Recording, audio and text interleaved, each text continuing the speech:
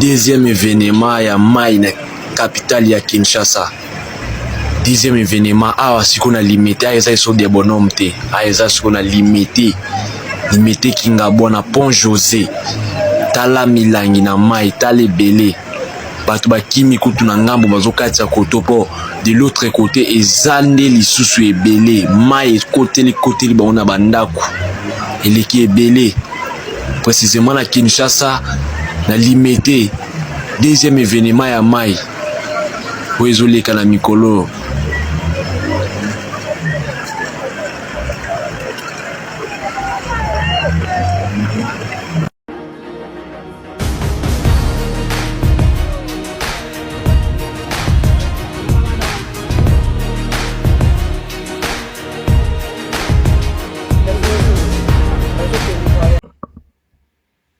Bienvenue ba l'Andiachronie du Net TV.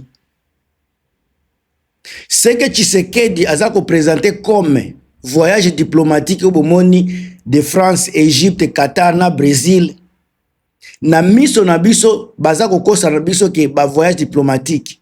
Mais eza fuite stratégique et morale. Azako kima ba réalité ozoleka na capitale. Botala les images de Kinshasa sous les eaux. Ba maiwana e ramené batu ebele. Ebomi batu. Ebomi population. Ba inondation. Mais Tshisekedi y est tellement que ba signalé que kotoyo moyete. Bozomoni azo sala ba tourner azo kima responsabilité na ye. Un président qui n'est pas capable à assumer ya kotambola na population na kati ya ba potopoto inondation pona kolakisa kiaza avec le peuple, mais lui préfère ko kende na ba Rio de Janeiro ko sepela pendant que ba citoyen baza ko patauger dans la misère na kati ya bou. Cette attitude eza ko traduire mépris moko glança pour la douleur des peuples congolais. Car ba inondation yo eza kaka accident naturel. Elles sont un résultat direct ya nini ya ba incurie ya régime. Absence ya ba canalisation. Ba route yo eza défaussé, urbanisation anarchique, ba budget infrastructure eza détourné par des proches du pouvoir. Bambongo baza ko détourner. Bambongo ya ram, soto tie bambongo wana place moko. Est-ce que koki ko bongisa ba canalisation ya ville na biso te?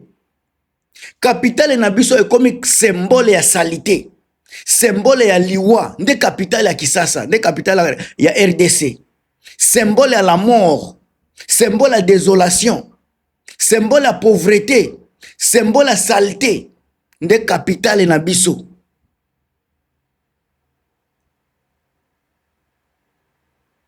Bambongo eza kokende. Kaka voyage ya Tshisekedi oyo azosala azali banda semaine moko na batu na ye. Boye bisanga eza combien d'argent ba dépasse wana. Soki batia kango na social ya peuple congolais. Ataka na ba infrastructure. Ko canaliser ba mai parce que ba yebi ke nata oyo eza tango ya bambula. Qu'est-ce que Tshisekedi azako sala? Atake président ya mboka na biso. Lelo batu ba mama bazako luka banzoto ya bandeko na bango na mai batu bakomi ba porter disparu ba balabala tozomona ndenge ezokoma penda place moko incroyable. Et puis oyo nazako lobela eza image ya capitale, représentation ya ba institution ya mboka na biso ya Congo nde esika toza komona ba makambo wana. Le Congo se noie. Son capitaine a quitté la navire. A quitté le navire, a quitté déjà le navire azotika. Na minito bande konanga naza kolobela bino même chose. Tshisekedi ne dirige plus.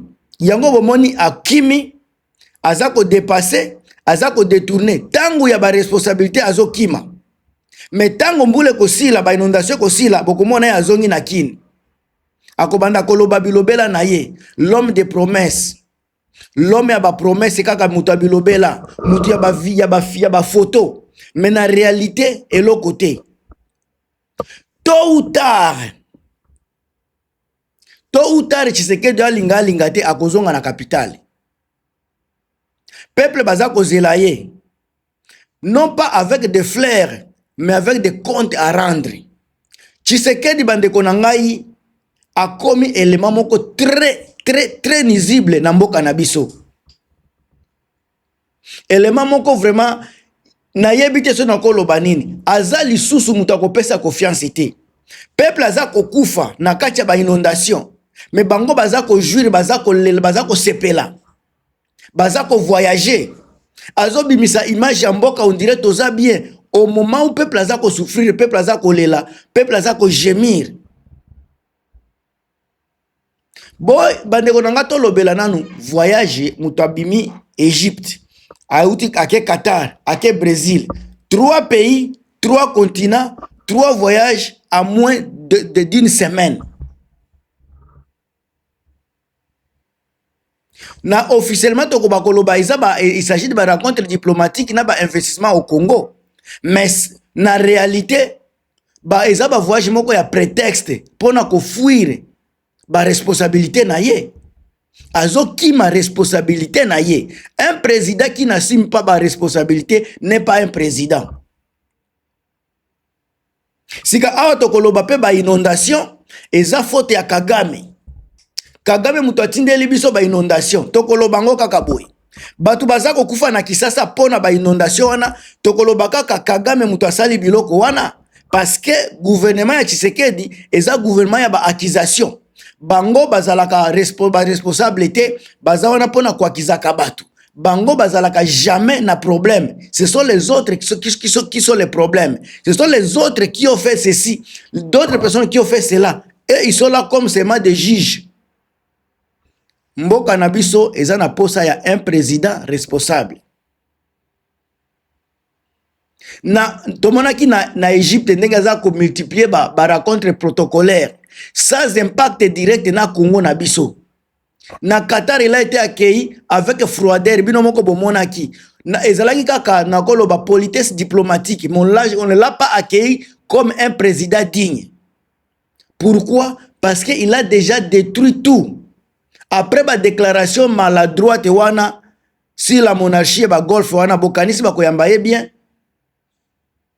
Na Brésil a voyagé à pleine polémique alors que ba Congolais baza ko vivre na kati ya mulili kura ezate mai ezate et babalabala ezate.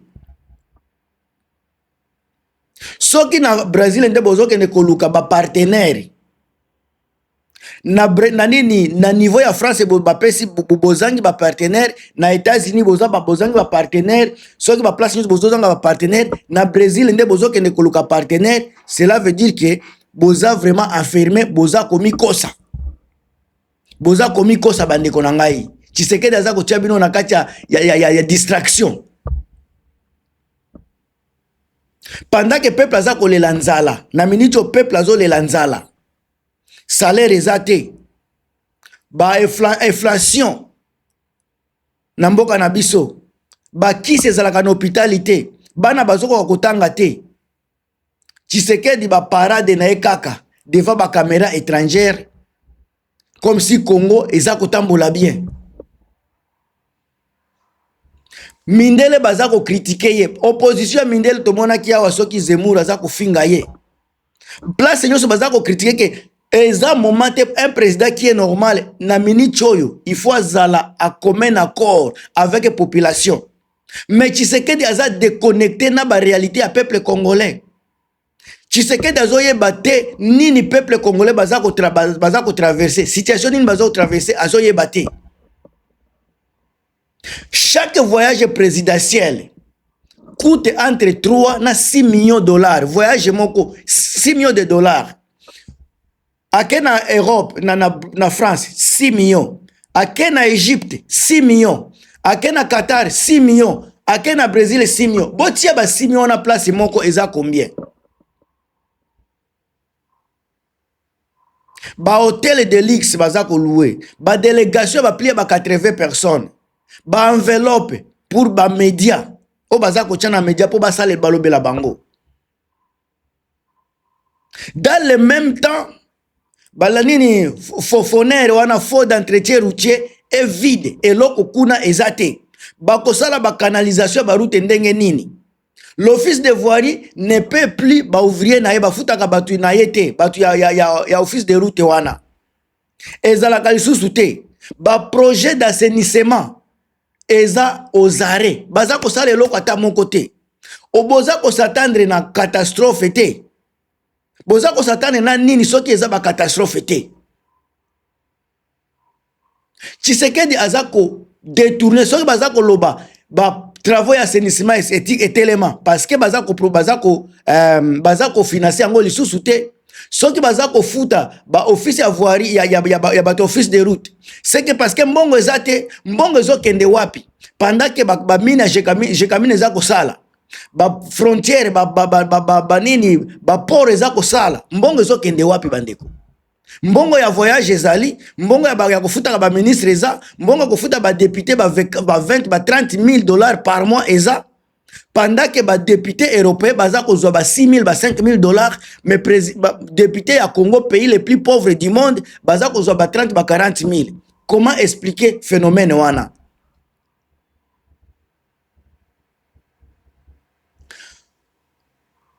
Bandeko Tshisekedi ne gouverne plus. Aza ko fuir, aza kima ba responsabilité na ye, aza entouré des clics, des cercles. Oyo baza ko bomba vérité na ye, baza ko bombele vérité. Azo yeba yango mais il s'afou.